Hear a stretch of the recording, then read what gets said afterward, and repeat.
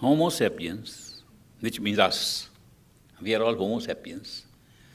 Why? Because of our body. Did you know that what is defined as Homo sapiens is a body? And if you change the body, it becomes a primate. If you change the body a little more, it becomes a bird. Change a little more body, it becomes an insect. And if you change even more, it becomes an amoeba. And yet, today's DNA analysis shows we were amoebas. We grew from there, evolved from there.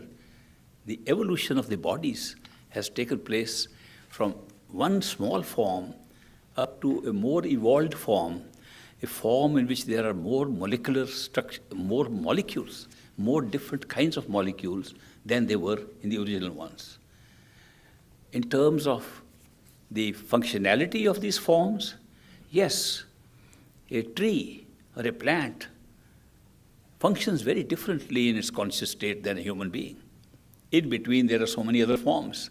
These forms keep on evolving. The life force remains the same. The soul never changes. The soul is still the same in a tree as it is in us. We have been changing our life forms to improve our functionality as living beings. So as we have evolved to this process and come to this level where we are Homo sapiens, yes, so far as body is concerned, yes, we were primates. We were dinosaurs. We were dinosaurs. We were the same souls, but the functionality was different. What distinguishes a human being from Homo sapiens, distinguishes a human being from a primate, what distinguishes a human being from a tree is not the form. It distinguishes the human being from having an extra function, which they don't have, the function of experiencing free will, the function of discriminating one thing from another, the function of seeing choices and making a choice, the function of deliberating whether to make a choice or not. That exists only in a human being, does not exist in primates, does not exist in trees, does not exist in angels, does not exist in the gods we believe in. Now that's a big statement I'm making. That out of 8.4 million species of forms of creation, listed in some of our ancient scriptures in India, 8.4 million, out of 8.4 million, one species alone, the human being should have this capacity to use free will, to say, I make my own destiny, and I have the ability to do what I like, I have the ability to go back to my true home. Only one species can do that. The criteria of being a human being is the criteria to be able to make a decision of seeking, a decision of freedom, decision that it's my choice to do it. Now, I just now mentioned to you that the life here is like a movie, pre-filmed. Yeah, that's true. Then how can we, in a pre-filmed movie, make choices?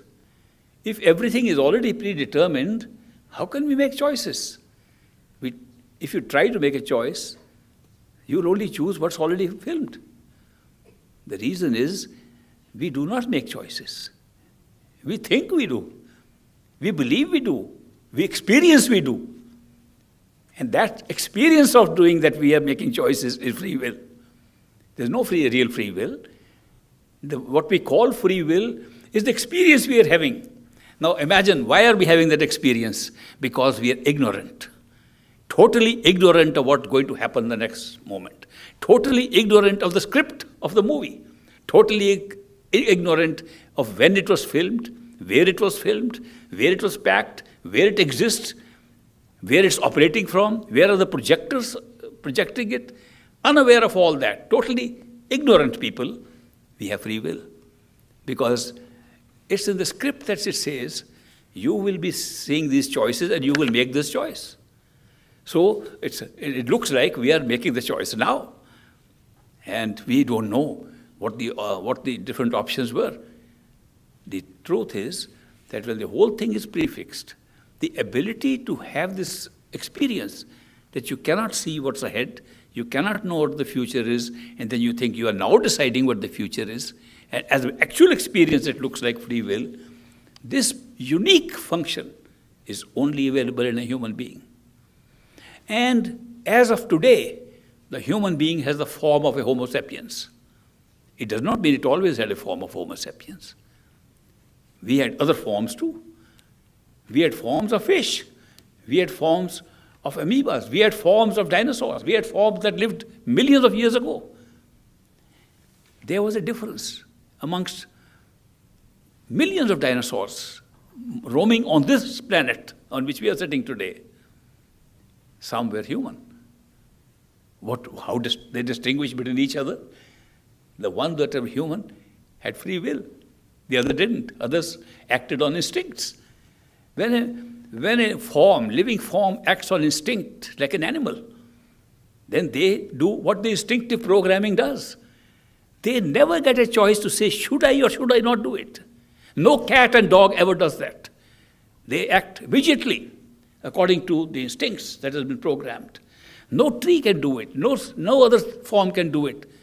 A human being is a unique form. Who does that?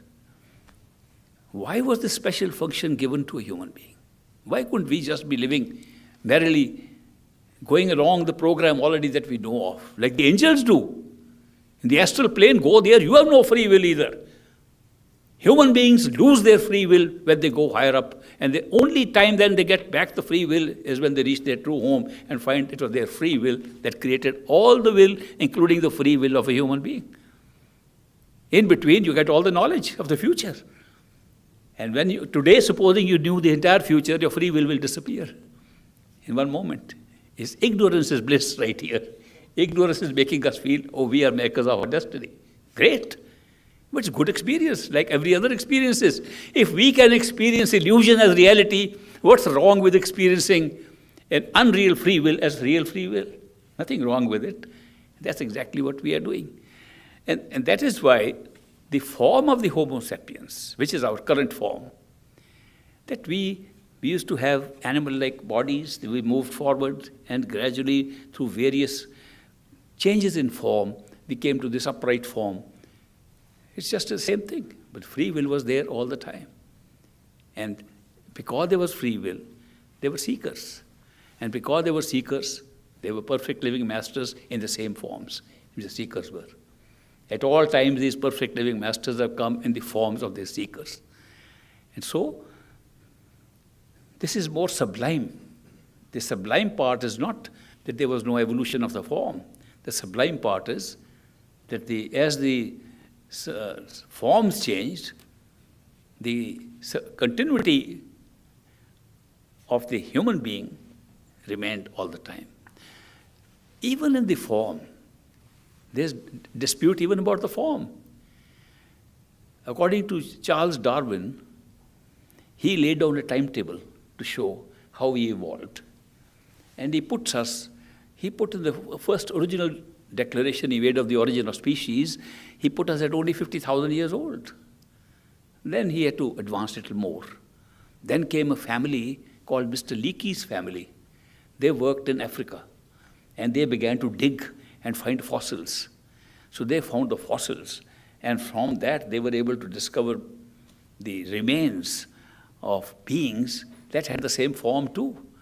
So they went back and they said, no, Darwin was wrong about timing at least, because we found forms that have existed 500,000 years ago, 400,000 years ago. We found almost complete skeletons of human beings.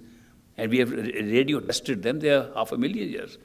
As of now, they have done, original Leakey died, his family is still working there.